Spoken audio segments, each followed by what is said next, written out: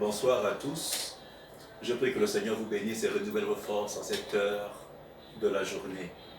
Je viens vers vous pour vous apporter un message simple d'encouragement et d'orientation en ce qui concerne les consignes prises par nos gouvernements à cause de la pandémie coronavirus. Comme vous le savez, par décret présidentiel, il a été dit qu'il n'y a plus de culte, il n'y a plus de rassemblement pour arrêter l'extension de la pandémie. Mais bien que nous n'avons plus de culte dans nos lieux de culte, le Seigneur est toujours là au milieu de nous, il est toujours présent. Voilà pourquoi par ce message, j'insiste, je voudrais encourager un chrétien du centre de transformation de l'église francophone des Assemblées de Dieu du Ghana, mais je voudrais aussi encourager tout autre chrétien qui écoute ce message.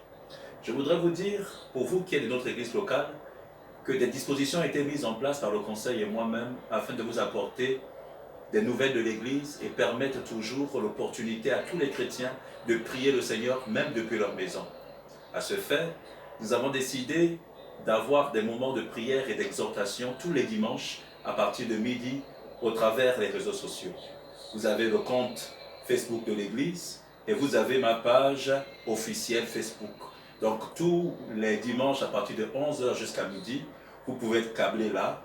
Je dirigerai des moments de prière. Je dirigerai des moments d'exhortation, je prierai avec chacun, je répondrai à vos questions afin que le Seigneur soit glorifié et que notre foi soit nourrie. Et en dehors de Facebook, tous les mardis à partir de 11h, il y aura des vidéos d'exhortation qui vous seront transmises au travers vos téléphones afin de vous orienter dans vos prières personnelles à la maison.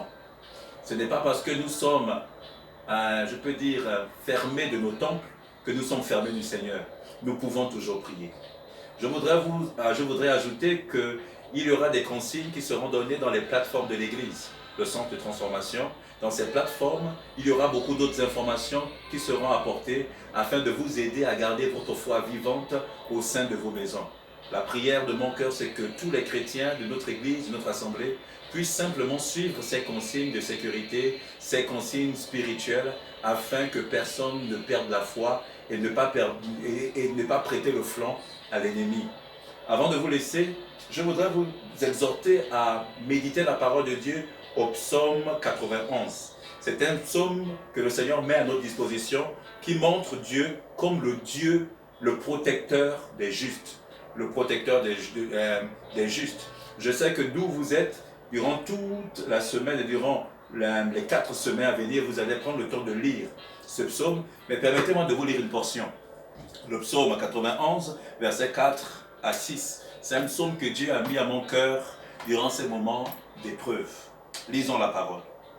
Il te couvrira de ses plumes et te trouvera un refuge sous ses ailes.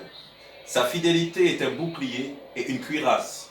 Tu ne craindras ni les terreurs de la nuit, ni la flèche qui vole de jour, ni la peste qui marche dans les ténèbres, ni la contagion qui frappe en plein midi. Bien-aimés, nous sommes chrétiens, nous sommes protégés par le sang de Jésus. Restons calmes, gardons la foi et continuons à prier le Seigneur.